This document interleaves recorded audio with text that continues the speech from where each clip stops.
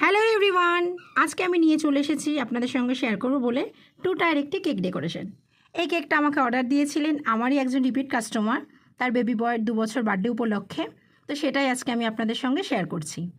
এই কেকের inside flavour ছিল চকলেট, আর ফটোটা উনি আমাকে সিলেক্ট করে পাঠিয়ে দিয়েছিলেন যে এরকম কেক ডেকোরেশন তিনি চাইছেন, সেভাবে আমি কেকটা রেডি করে দিচ্ছি। প্রথমেই আমি ক্রিমের কাজগুলো করে নিচ্ছি, আর আগে থেকেই আমি কিছু ফন্ডেন্ট টপার রেডি করে রেখেছি, সেগুলোকে অ্যাড করে দিলাম।